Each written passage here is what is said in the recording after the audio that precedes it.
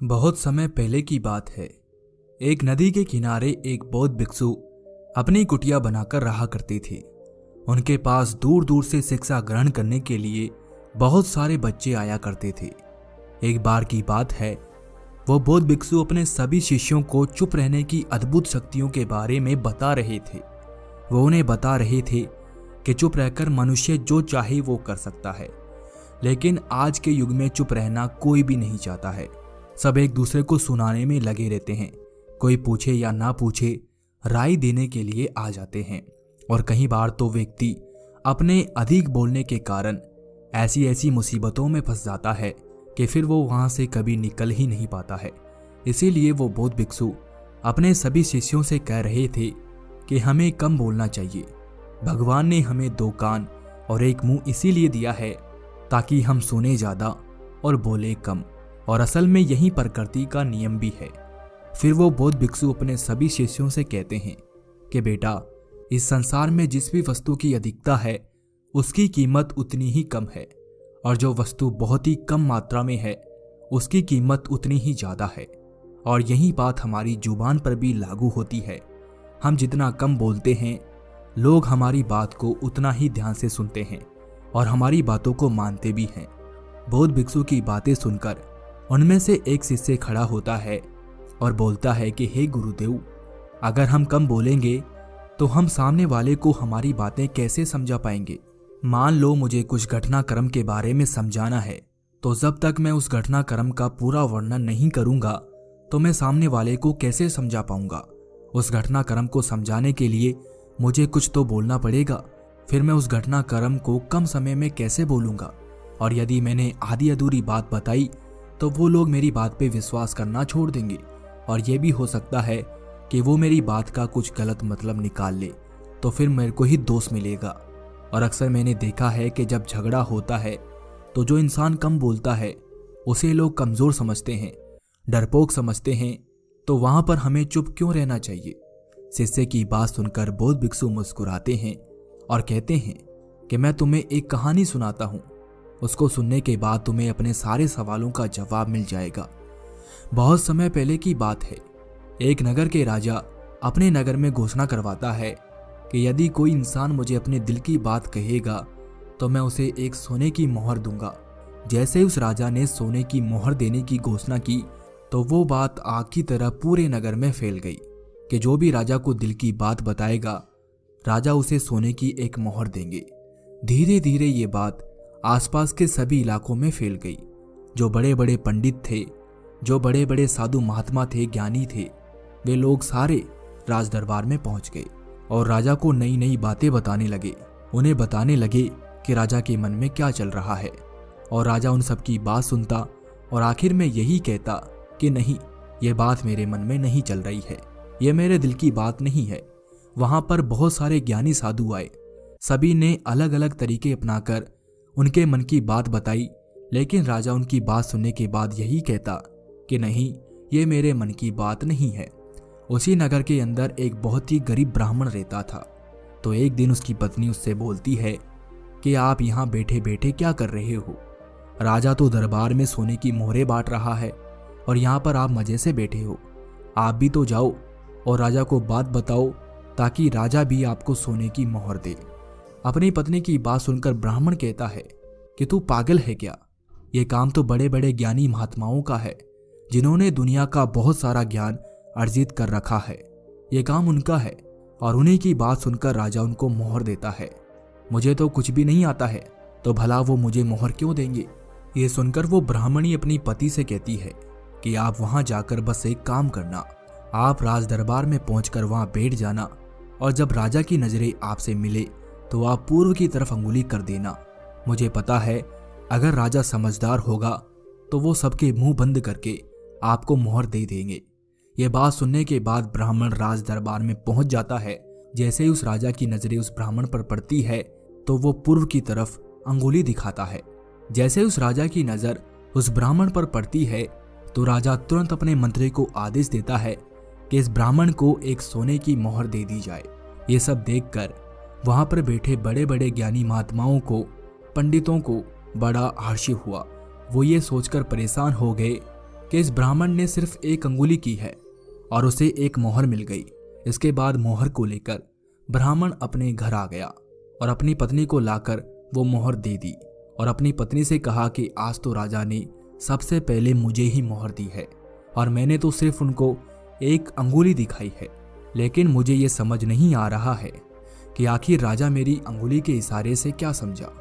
ब्राह्मण की बात सुनकर उसकी पत्नी बोलती है, ये बात जानने का कोई मतलब नहीं है, अब आप बैठ जाओ और कल सुबह फिर जाना। इसके बाद वो ब्राह्मण दूसरे दिन सुबह फिर से नहा धोकर तैयार हो जाता है तो उसकी पत्नी उससे कहती है कि आज आप अपनी अंगुली को पश्चिम की तरफ करना। फिर वो ब्राह्मण राज दरबार में पहुंच जाता है और जैसे ही उसकी नजरें राजा से मिलती है वो पश्चिम की तरफ अंगुली करता है और राजा उसे मोहर दे देता है। ये सब देखकर फिर से वहां पर बैठे ब्राह्मण आश्चर्यचकित हो जाते हैं, हैरान हो जाते हैं कि आखिर ब्राह्मण की अंगुली करने का क्या तात्पर्य है। ये आता है और अंगुली करता है और एक मोहर पा लेता है, कुछ बोलता भी नहीं है और राजा को कुछ बताता भी नहीं है। फिर भी राजा इसे एक मोहर दे देते हैं। तीसरे दिन फिर से वो ब्राह्मण राज दरबार में जाता है। उस दिन उसकी पत्नी ने उससे कहा था कि आज उत्तर की तरफ अपनी अंगुली करना। जैसे उस ब्राह्मण की नजर राजा से मिलती है तो वो अपनी अंगुली को उत्तर की तरफ करता है। यह देखकर राजा फिर से उसे मोहर दे देता है और वहां पर बैठे बड़े बड़े महात्मा, ज्ञानी, पंडित, ये सब लोग ये देखकर बड़े हैरान हो जाते हैं और फिर वो आपस में बातें करने लगते हैं कि राजा अगर अंगुली करने से मोहर दे देता है तो कल हम सब इकट्ठे अंगुली करेंगे। फिर चौथे दिन वो गरीब ब्राह्मण नहा धोकर फिर से तैयार होता है और अपनी पत्नी से कहता है कि आज मुझे क्या करना होगा। तो उसकी पत्नी कहती है कि आज आपको कुछ भी नहीं करना है, आज आपको घर पर ही रहना है। लेकिन चौथे दिन बड़े बड़े ज्ञानी, महात्मा, सभी पंडित राज दरबार में पहुंच गए और जैसे राजा की उनसे नजरें मिलती है तो वो सभी एक साथ खड़े होकर दक्षिण दिशा की ओर अंगुली कर देते हैं। दक्षिण की तरफ अंगुली देखकर राजा बहुत क्रोधित हो जाता है और उन सभी पंडितों को, साधु संतों को जेल में डलवा देता है। राजा की ऐसी हरकत की वजह से वो सभी साधु संत, पंडित सब हैरान हो जाते हैं और विचार करने लगते हैं कि जब वो ब्राह्मण अंगुली कर रहा था तो राजा उसे मोहर दे रहे थे और जब आज हमने अंगुली करी तो हमें कैद खाने में डलवा दिया। आखिर ऐसा कौन सा राज है जो हमें पता नहीं है। हमने दुनिया का इतना सारा राज, इतना सारा ज्ञान अर्जित किया है, ये अंगुली करने वाला नया ज्ञान है क्या जो आज तक हमने नहीं सीखा। उसके बाद जो कैद खाने में पंडित थे उनकी पत्नी उस गरीब ब्राह्मण की पत्नी के पास गई और उनसे विनती करने लगी कि आखिर आपने ये सब क्या कर दिया। जब आपके पति अंगुली कर रहे थे तो उन्हें मोहरें दी जा रही थी और जब हमारे पतियों ने अंगुली करी तो उन्हें कैद खाने में डाल दिया गया। आखिर इसका क्या राज है? आप कृपया करके हमें बताइए और हमारे पतियों को छुड़ाइए, उनको कैद खाने से बाहर निकलवाइए। उसके बाद गरीब ब्राह्मण की पत्नी हाथ में चारा लेकर राज दरबार पहुंच जाती है और जैसे उसकी राजा से नजरें मिलती है तो वो गरीब ब्राह्मणी उस चारे को राजा की तरफ करती है। ये देखकर राजा 2 उंगलियां खड़ी करता है। तभी वो ब्राह्मणी अपने पैरों पर जोर से थापी मारती है और राजा कहता है कि सभी ब्राह्मणों को, साधु संतों को कैद खाने से छोड़ दिया जाए। ये सब देखकर उन ब्राह्मणों की हैरानी का कोई ठिकाना नहीं रहा और वो सोचने लगे कि ये भला कौन सी विद्या है जो हम नहीं जानते। कभी 2 अंगुली खड़ी करते हैं तो कभी 1 अंगुली। राजा और ब्राह्मण के बीच आखिर ये क्या चल रहा है?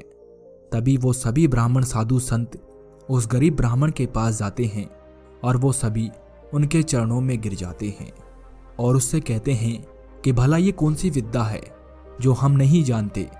कैसे आपको मोहरें मिली और उसके बाद आपने हमें जेल से कैसे निकाला? ये विद्या हमको कुछ समझ में नहीं आ रही है। जरा आप हमें विस्तार से बताइए कि आखिर ये सब क्या हो रहा है। फिर ब्राह्मणी कहती है, मैंने अपने पति से कहा कि आप पूर्व की तरफ अंगुली करना, क्योंकि राजा राम पूर्व के राजा थे और सूरज पूर्व दिशा में उगता है और हमेशा अटल रहता है। वैसे ही आपका राज्य भी अटल रहेगा और यही बात राजा के दिल की बात थी।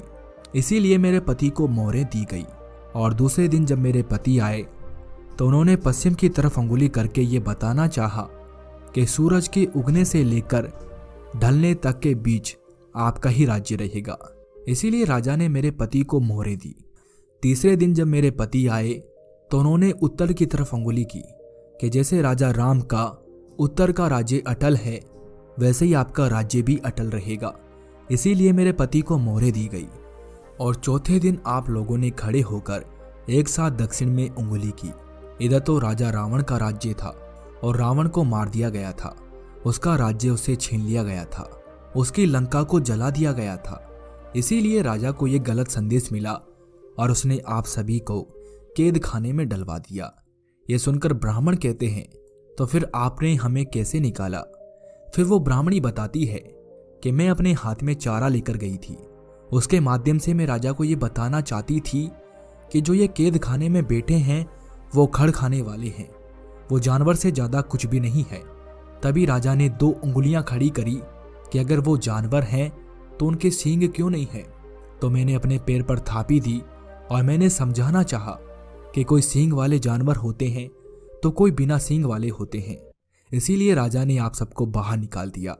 यह कहानी सुनाने के बाद बौद्ध भिक्षु अपने सभी शिष्यों को कहते हैं कि हम किसी को कम शब्दों का इस्तेमाल करके व इशारों के माध्यम से भी बहुत बड़ा ज्ञान दे सकते हैं, क्योंकि हम चाहे कितने भी शब्द क्यों ना बोल ले, फिर भी हम किसी को समझा नहीं सकते।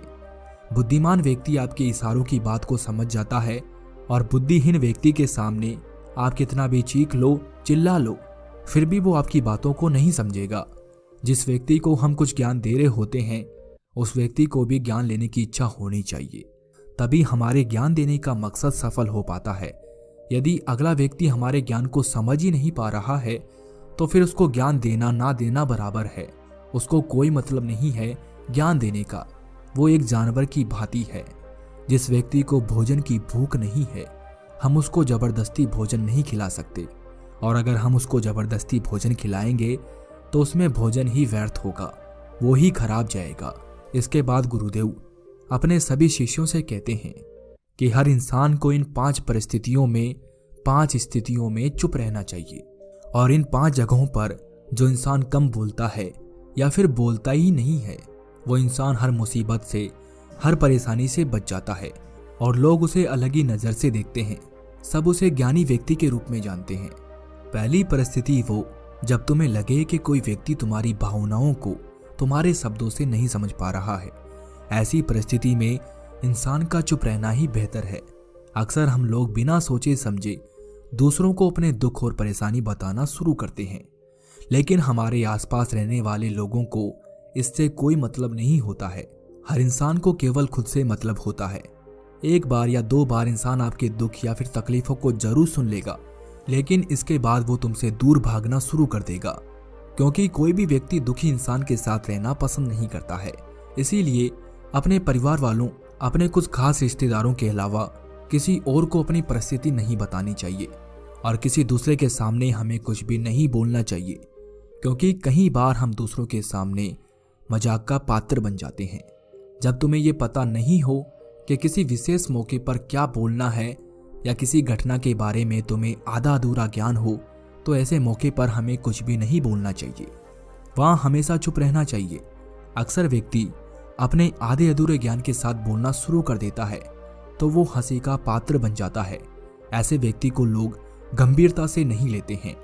जब कोई इंसान तुम्हारे सामने किसी तीसरे इंसान की बुराई कर रहा हो तो ऐसी परिस्थिति में भी तुम्हें चुप रहना चाहिए। कभी भी नकारात्मक बातचीत का हिस्सा नहीं बनना चाहिए, क्योंकि जो इंसान तुम्हारे सामने किसी तीसरे की बुराई कर सकता है वो कल किसी और के सामने तुम्हारी भी बुराई कर सकता है। इसीलिए जब भी कोई व्यक्ति किसी तीसरे व्यक्ति की बुराई कर रहा हो, उसके बुरे समय का मजाक उड़ा रहा हो, तो सिर्फ और सिर्फ उस समय तुम्हें उसकी बातचीत को सुन लेना है। तुम्हें उस पर किसी भी तरह की अपनी राय प्रदर्शित नहीं करनी है, ना कोई प्रतिक्रिया देनी है। जब कोई तुम्हारे ऊपर गुस्सा या घृणा कर रहा हो, चिल्ला रहा हो, तुम्हारा अपमान कर रहा हो या फिर अपमान करने की कोशिश कर रहा हो, तो ऐसी परिस्थिति में तुम चुप रहकर सामने वाले के गुस्से को या फिर घृणा को कम कर सकते हो, और साथ ही साथ तुम स्थिति को ज्यादा खराब होने से बचा सकते हो। गुस्सा कम होने पर जब उस व्यक्ति को अपनी गलती का एहसास होगा तो वो हो सकता है फिर वो आपसे माफी मांग ले, लेकिन हर परिस्थिति में तुम्हें चुप रहना है। यदि कोई व्यक्ति गलत कर रहा है तो हमें उस समय चुप नहीं रहना चाहिए, क्योंकि कुछ लोग ऐसे होते हैं जिन्हें हमारा चुप रहना हमारी कमजोरी प्रतीत होती है। चुप हमें अपने परिवार वालों के सामने, सगे संबंधियों के सामने, मित्रों के सामने रहना चाहिए, क्योंकि वो हमारे अपने हैं। लेकिन अगर कोई दूसरा व्यक्ति आपको कुछ गलत कह रहा है तो उसका हमें जवाब देना चाहिए। जब कोई इंसान तुमसे अपने जीवन की दुख भरी घटना या परेशानी साझा कर रहा हो तो ऐसी परिस्थिति में हमें चुप रहकर उसकी बातों को ध्यान से सुनना है। लेकिन कुछ लोग ऐसे होते हैं जिन्हें हम अपनी समस्या बताते हैं तो वो तुरंत समाधान देना शुरू कर देते हैं, जबकि कोई इंसान अगर आपको परेशानी बताता है तो वो चाहता है कि जिसे वो बता रहा है वो उसकी पूरी बात को ध्यान से सुने, क्योंकि जब हम किसी की बात को ध्यान से सुन भी लेते हैं तो ऐसे में उस इंसान को सुकून मिलता है, शांति मिलती है। उसे उस समय ऐसे लगता है कि कोई है जो मेरी बातों को, मेरे दर्द को सुन रहा है। इसके बाद वो बौद्ध भिक्षु कहते हैं कि इन परिस्थितियों को हमेशा ध्यान में रखना और इन परिस्थितियों में हमेशा चुप रहने की कोशिश करना, क्योंकि इंसान एक दुकान है और उसकी जुबान एक ताला है। जब वो बोलता है तभी पता चलता है कि दुकान सोने की है या फिर कोयले की है। इसीलिए हमारे शब्दों की कीमत ज़्यादा होनी चाहिए और ये तभी होगी जब हम कम बोलेंगे।